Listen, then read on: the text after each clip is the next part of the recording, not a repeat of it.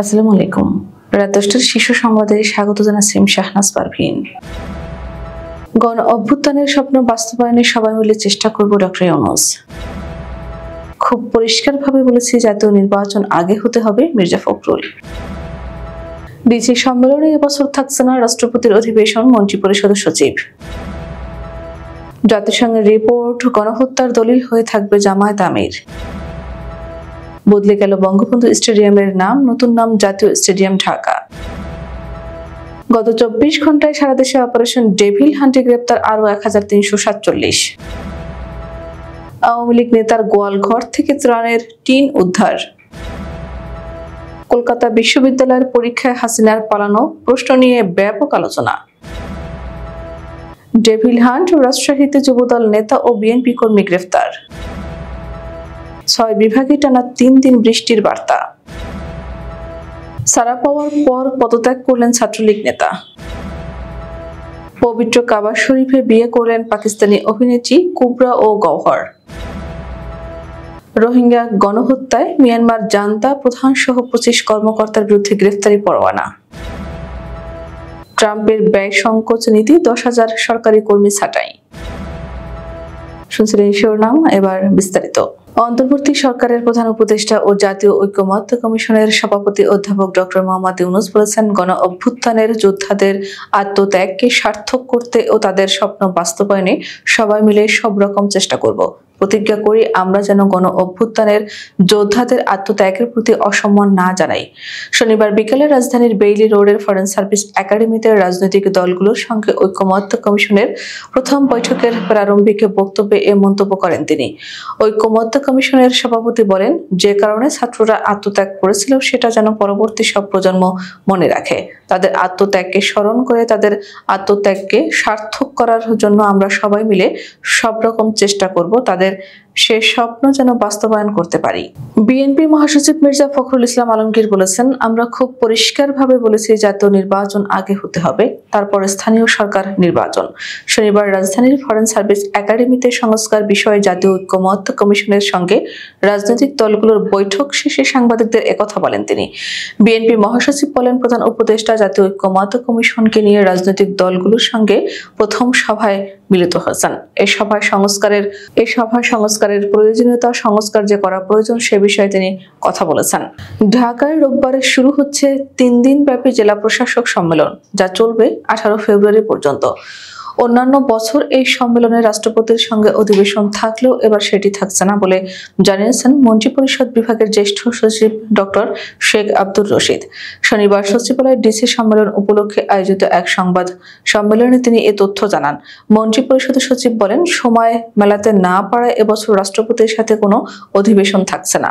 জাতিসংঘের রিপোর্ট গণহত্যার দলিল হয়ে থাকবে বলে মন্তব্য করেছেন জামায়াত ইসলামীর আমির ডাক্তার শফিকুর রহমান।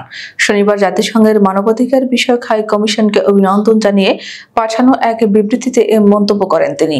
বিবৃতিতে জামায়াত আমির বলেন, মজলুমের পক্ষে নয় বরঞ্চ মজলুম বিষয়ে জাতিসংঘের এই রিপোর্ট গণহত্যার দলিল হয়ে থাকবে। অন্তর্বর্তী সরকারকে সকল গণহত্যাকারী এবং এর সাথে সংশ্লিষ্ট সকলের বিচার নিশ্চিত করতে হবে। রাজধানীর গুলিস্তানে অবস্থিত বঙ্গবন্ধু জাতীয় স্টেডিয়ামের নাম বদলের সিদ্ধান্ত নিয়েছে অন্তর্বর্তী সরকার। নতুন নাম করা হয়েছে জাতীয় স্টেডিয়াম ঢাকা। শনিবার জাতীয় ক্রীড়া পরিষদের সচিব মোহাম্মদ আমিনুল ইসলাম স্বাক্ষরিত এক সংবাদ বিজ্ঞপ্তিতে এ তথ্য জানানো হয়। জাতীয় ক্রীড়া পরিষদ কর্তৃক নির্মিত নিম্নোক্ত ক্রীড়া স্থাপনার নামকরণ নিম্নরূপে নির্দেশক্রমে নির্ধারণ করা হলো। গত 24 ঘন্টায় সারা দেশে অপারেশন ডেভিল হান্টে আরো 1347 জনকে গ্রেফতার করেছে আইন শৃঙ্খলা বাহিনী। শনিবার সন্ধ্যায় পুলিশ সদর দপ্তর থেকে এ তথ্য জানানো হয়েছে। পুলিশ হেডকোয়ার্টার্স জানায়, গত একদিনে অপারেশন ডেভিল হান্টে 477 জন এবং অন্যান্য মামলা ও ওয়ারেন্ট মূল্যে 870 জন সহ মোট 1347 জনকে গ্রেফতার করা হয়েছে। লক্ষ্মীপুরের রায়পুরে মানবিক সহায়তা হিসেবে প্রাপ্ত ত্রাণের ঢেউ টিন ও নগদ টাকা বিতরণে অনিয়মের ঘটনা ঘটেছে। প্রাকৃতিক দুর্যোগে ক্ষতিগ্রস্ত দুস্থ ও অসহায় পরিবারের ঘরবাড়ি মেরামত ও পুনর্নির্মাণের জন্য এগুলো বরাদ্দ দেওয়ার কথা, অথচ অধিকাংশ বরাদ্দই পেয়েছেন পাকা ভবনের মালিক, রাজনৈতিক পরিবার ও ইউএনও কার্যালয়ের গাড়ির চালক, পিয়ন ও তাদের লোকজন। অনিয়ম ধরা পড়ায় আওয়ামী লীগ নেতা মাহিদুল ইসলাম মাদুর গোয়ালঘর থেকে টিন উদ্ধার করে আরেক দুস্থকে দিয়েছে ইউএনও। ছাত্র জনতার গণ অভ্যুত্থানে শেখ হাসিনার পালানো ও ভারতের আশ্রয় নেওয়ার বিষয়টি নিয়ে কলকাতা বিশ্ববিদ্যালয়ের রাষ্ট্রবিজ্ঞান বিভাগের পঞ্চম সেমিস্টারের পরীক্ষায় প্রশ্ন করা হয়েছে। এ নিয়ে তৈরি হয়েছে সমালোচনা। প্রশ্নপত্রে প্রশ্ন করা হয়েছে 2024 সালে ভারতের কোন প্রতিবেশী রাষ্ট্রের রাষ্ট্রপ্রধান ভারতের রাজনৈতিক আশ্রয় গ্রহণ করেন। এটি ছিল বিশ্বায়নের পৃথিবীতে ভারতের পররাষ্ট্র নীতি সংক্রান্ত বিষয়ের প্রশ্ন। এই প্রশ্নটি নিয়ে তৈরি হয়েছে সমালোচনা। কলকাতা বিশ্ববিদ্যালয়ের সাবেক ভিসি ও রাষ্ট্রবিজ্ঞানী সব্যসাচী বসু রায় চৌধুরী বলেছেন, প্রশ্নটি সম্পূর্ণ ভুল হয়েছে।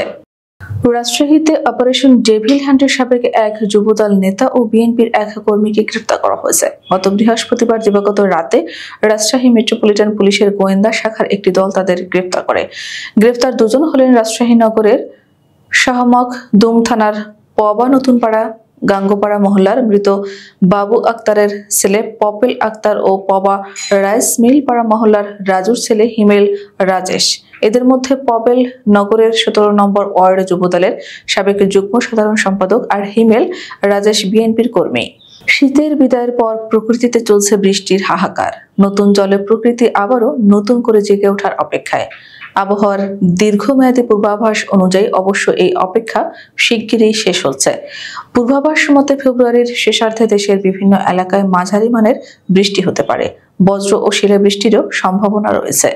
ময়মনসিংহের ত্রিশাল পৌর শাখা ছাত্রলীগের সভাপতি মোহাম্মদ রকিবুল হাসান ওরফে রনি সংগঠন থেকে পদত্যাগ করেছেন। জেলা ছাত্রলীগের সভাপতি ও সাধারণ সম্পাদক বরাবর পদত্যাগপত্র পাঠিয়েছেন তিনি।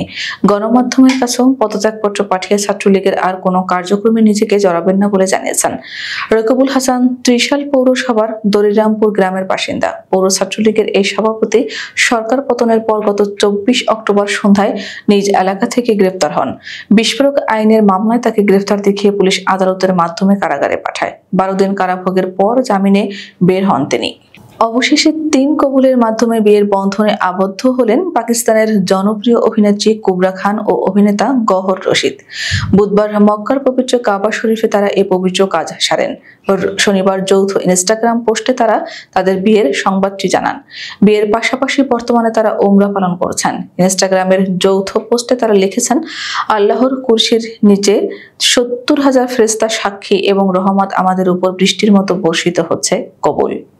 মিয়ানমারের ক্ষমতাসীন জান্তা বাহিনীর প্রধান কমান্ডার সিনিয়র জেনারেল মিন অং হ্লাইং, সাবেক প্রেসিডেন্ট তিন কেও ও গণতন্ত্রপন্থী নেত্রী অং সান সুচি সহ মোট 25 জন কর্মকর্তার বিরুদ্ধে গ্রেফতারি পরোয়ানা জারি করেছেন আর্জেন্টিনার একটি আদালত। 2017 সালে রোহিঙ্গাদের ওপর চালানো গণহত্যায় জড়িত থাকার অভিযোগে গত বৃহস্পতিবার এই গ্রেফতারি পরোয়ানা জারি করা হয়। মার্কিন প্রেসিডেন্ট ডোনাল্ড ট্রাম্প দ্বিতীয় মেয়াদে ক্ষমতায় আসার পর সরকারি ব্যয় কমানোর জন্য 9,500 শতাধিক সরকারি কর্মীকে চাকরিচ্যুত করেছেন। শনিবার ব্রিটিশ বার্তা সংস্থা রয়টার্সের প্রতিবেদনে জানানো হয়েছে, 20 জানুয়ারি শপথ গ্রহণের পর মার্কিন প্রেসিডেন্ট ট্রাম্প একটি নতুন দপ্তর প্রতিষ্ঠার নির্দেশ দেন, যার নাম সরকারি ব্যয় সংকোচ ও কর্মীদের দক্ষতা বৃদ্ধি।